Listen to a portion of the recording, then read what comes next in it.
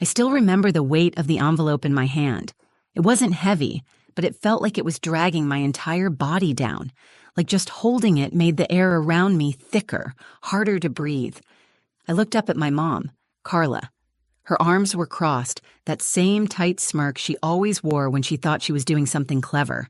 Behind her, Ryan, my brother, was already halfway down the driveway, revving the engine of his brand new BMW, his birthday gift.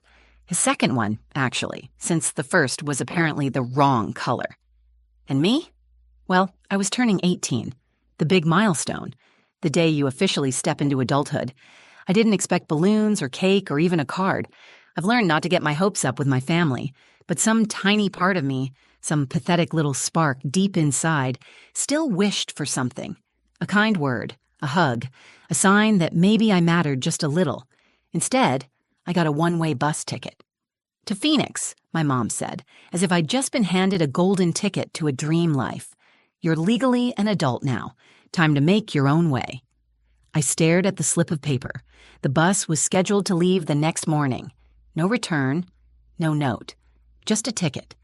My hands trembled as I clenched it, not from fear exactly, but from this sick, boiling mix of shame and disbelief. My heart pounded in my ears.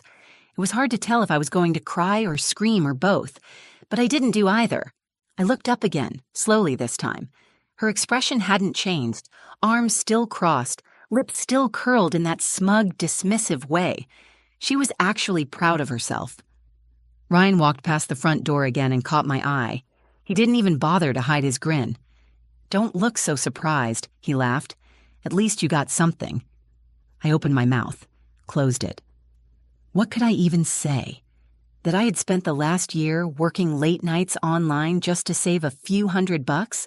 That I'd applied to community colleges in secret because I knew they wouldn't support me?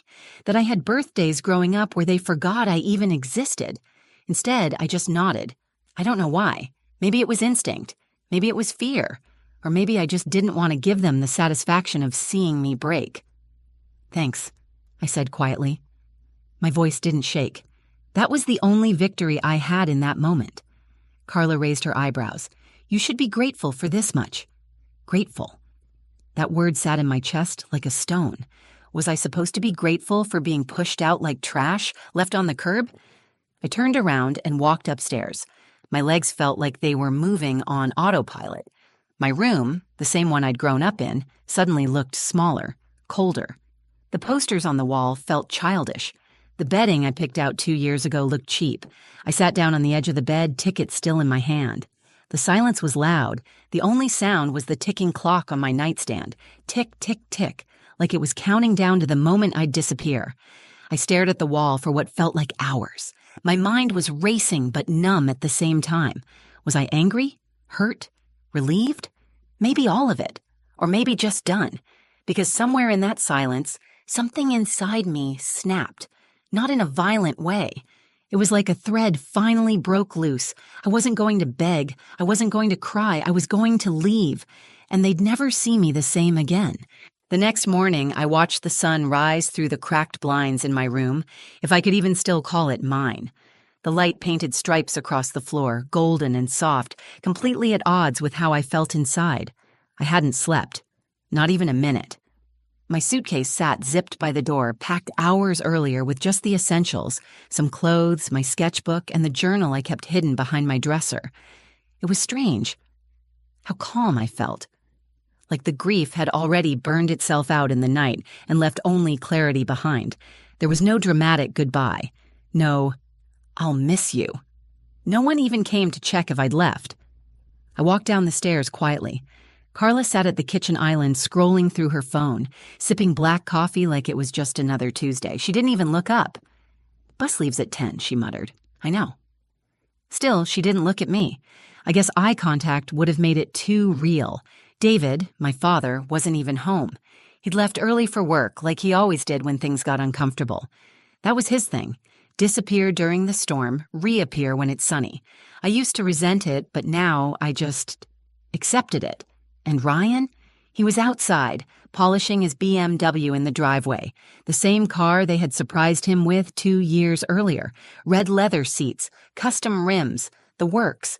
I remember how they all laughed that day, how Carla cried happy tears as she filmed him revving the engine.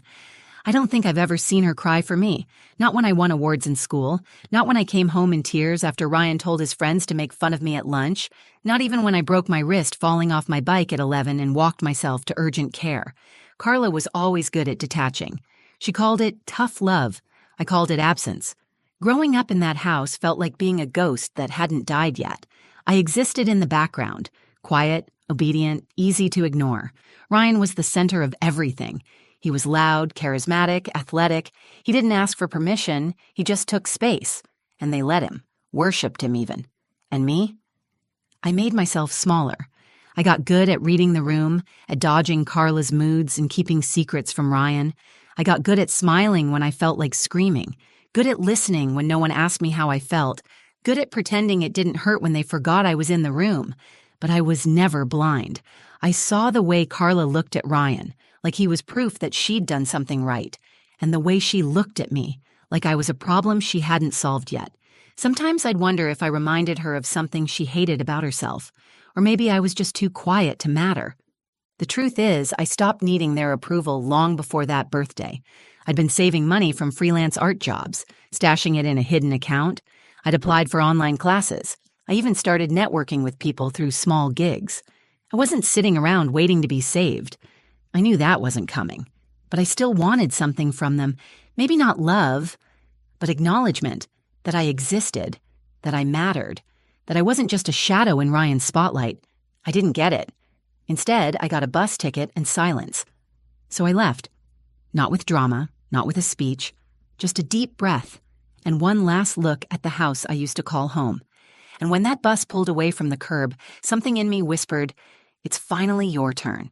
The Greyhound bus smelled like old leather and coffee. I sat by the window, hugging my backpack to my chest, pretending I was somewhere else. Someone else. The ticket was crumpled in my hoodie pocket, but I didn't need to look at it. Phoenix, a city I'd never seen, a future I wasn't sure I was ready for, but one I'd walk into with nothing left to lose. I didn't cry. Not on the bus, not when the city skyline came into view, not even when I stepped off with no one waiting on the other side. But I'd be lying if I said it didn't hurt. There's this ache that comes with realizing your family never wanted to know you. It's not sharp. It's dull and constant, like a bruise you forget about until someone bumps into it again. It flared every time I saw someone my age hugged by their parents or FaceTiming their moms. I'd scroll past happy family photos online and wonder what it was like to be chosen, to be kept. I rented a small room above a bakery. The owner, a kind woman named Ruth, barely asked questions when I paid up front for 2 weeks. I didn't have much, but I had enough, thanks to a few design gigs I'd landed online. Logo work, flyers, album covers. It wasn't glamorous, but it kept me afloat. And then there was Marianne. She had been one of my freelance clients, a tech founder based in Phoenix who liked my work ethic and said I had an old soul. When I emailed her explaining my situation, she responded within minutes. "Meet me," she wrote. "Tomorrow, 10 a.m., my office, wear confidence." So I did. Marianne was everything Carla wasn't. Warm, direct, sharp. She didn't coddle me, but she saw me. Really saw me. Within a week, she had me working part-time on her startup's branding. She even assigned one of her drivers to pick me up for meetings until I could afford my own transportation. It felt unreal, like someone had finally opened a door I'd been knocking on my entire life. But just as I was starting to feel safe, they called. First it was Ryan. A text, of course. He never called. "Dinner Saturday, everyone's home, you should come. Mom said so." Mom said so, as if that still meant anything. I stared at the message for a long time. My heart pounded, not from fear, but from anger. Not because I needed them, but because I knew they still thought I needed them. What did they expect? That I'd come crawling back, wide-eyed and desperate to be let in again? That's when the idea hit me. I didn't want revenge. I didn't want to make a scene or scream or throw things. That wasn't me. But I did want them to see what they threw away, not as a plea, but as a mirror. I opened Marianne's contact and texted, "Do you think your driver could help me make an impression Saturday night?" Her reply came seconds later. "A limo or a statement piece?" I smiled for the first time in days. Both. The plan formed easily after that. I'd show up at dinner, dressed in confidence, stepping out of a car that didn't scream wealth, but independence, freedom, a message wrapped in luxury. They thought they sent me away with nothing. But I was about to walk back in like someone who had everything. Saturday crept up on me like a storm you can feel in your bones before the sky even changes. I could feel it in the way my stomach twisted as I opened my closet, scanning the few outfits I'd brought with me. None of them said what I needed them to say. So I went shopping. I didn't go to some flashy designer store. I didn't need labels to make a statement. I walked into a local boutique tucked between a flower shop and a bookstore. The owner was this older woman named Alma, who greeted me like I was her granddaughter coming home from college. I told her I needed something for a family dinner. She didn't ask questions. She just looked me over and said, "You want them to feel what they lost." Exactly that. We found a black fitted jumpsuit with a low open back, elegant, bold, but still simple. We paired it with small gold earrings and nude heels. I didn't want to look rich. I wanted to look untouchable. When I got back to my room, I laid it all out on the bed and just stared at it. It was strange, how clothes could hold meaning like that. This wasn't just fabric, it was armor. Saturday afternoon, Marianne's driver arrived in front of the bakery. The limo was sleek, dark gray with tinted windows, understated but undeniably commanding. Ruth peeked out from the bakery window and gave me a small nod. I waved, then climbed in, my heart pounding in my chest. The inside smelled like leather and something faintly floral. Soft music played through hidden speakers. I sat back, exhaled slowly, and whispered to myself, "You're not going there to prove anything. You're just reminding them who they lost." As the limo pulled into the neighborhood I grew up in, everything looked the same, but I didn't feel the same. I didn't shrink in my seat. I didn't rehearse lines in my head. I didn't wonder if they'd like what I wore. I didn't care. The house came into view, white siding, perfect hedges, Ryan's car still gleaming in the driveway like it had never moved. I asked the driver to give me 2 minutes before opening the door. I checked my reflection in the mirror one last time. My makeup was soft but precise. My eyes looked sharper, focused. My lips, painted deep red, curled into a small smile. I wasn't nervous. I was ready. I texted Ryan, "Be there in 5." He replied with a thumbs up. Of course he did. I imagined them all inside Carla, probably criticizing the dinner rolls, David pretending to read something on his phone, Ryan, still the son in the room. I wondered if they'd even cleared a spot at the table for me. Too late now. The limo pulled to a smooth stop. I heard the crunch of gravel under the tires. I could feel the shift in energy, like the air itself knew something important was about to happen. The driver stepped out, came around, and opened the door. I took one last breath, the kind that makes your spine straighten and your heart slow down. Then I stepped out, and for the first time in my life, they looked at me. Really looked. Their faces froze, Ryan's smirk fading, Carla's eyes narrowing, David's expression unreadable. I didn't wave. I didn't smile. I just stood there for a second, unbothered, unshaken, undeniable. And in that moment, I wasn't their daughter or the background character in their perfect family photo. I was the storm they didn't see coming. The front yard was dead quiet. Ryan was the first to speak. "Well, someone's trying hard tonight." His voice was light, sarcastic, his usual tone when he couldn't figure out what was going on. But there was something else behind it this time. Unease, confusion, like he couldn't decide if he should laugh or feel threatened. Carla stepped forward. She looked me up and down slowly, her arms crossing like armor, her lips pressed into that thin line I knew too well, her disapproval resting just beneath the surface. "You came in a limo?" she asked, tone sharp, almost mocking. "Where'd you get the money for that?" I smiled slightly. Not wide, not smug, just enough to let her know I heard the question but wasn't going to hand her an answer. Behind her, David lingered by the doorway, eyes flickering between all of us. He didn't say anything, just held that same distant look like he was watching someone else's drama unfold on TV. "I didn't come to impress you," I said finally. My voice was calm, even. "I came to show you what you let go." Ryan snorted, but no one laughed with him. Even he could feel it now. Something was different. We stood there for a moment, me in heels on their pristine driveway, them watching like I'd grown wings overnight. "Dinner's getting cold," Carla muttered, turning toward the door. "Well, if you're coming in, come in." I didn't move. I let her walk back inside without me. Ryan followed, mumbling something under his breath. David hesitated, then nodded at me, almost apologetically, before going in too. I stayed outside for a few more seconds, letting the silence wrap around me. I could have left right then, climbed back into that limo and disappeared again, but I didn't come all this way for an entrance. I wanted closure. So I walked in.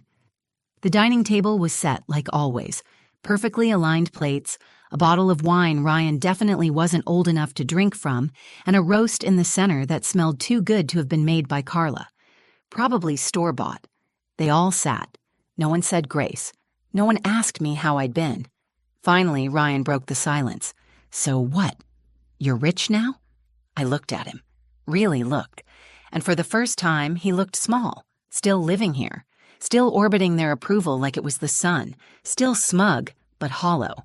"No," I said, "but I'm free, and I'm doing better without you." Carla scoffed.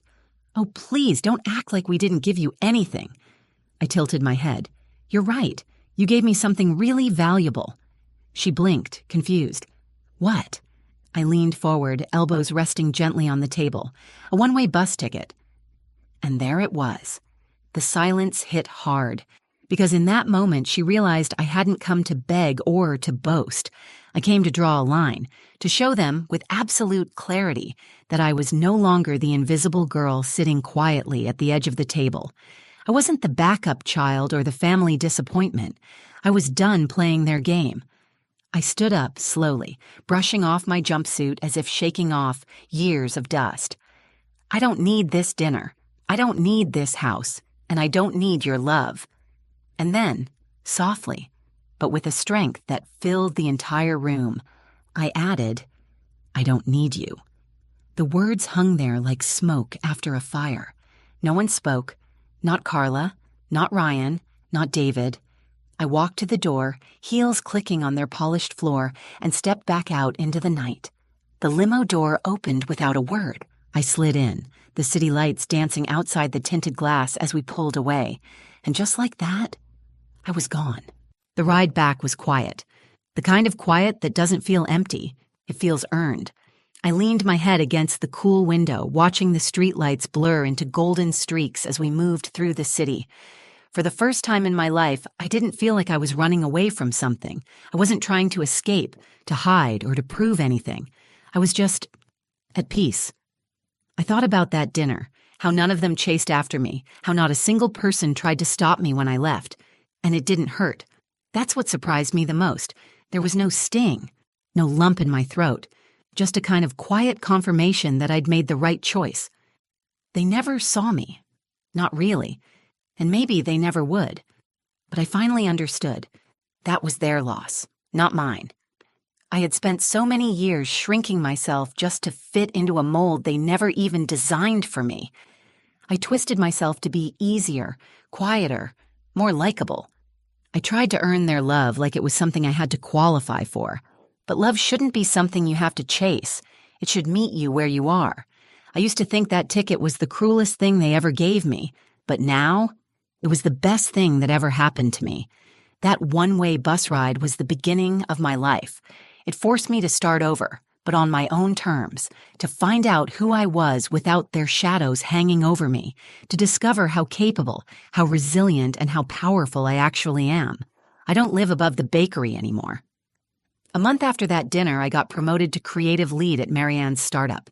I used the money I'd saved to move into a small loft downtown, my own space, my own furniture, my own rules.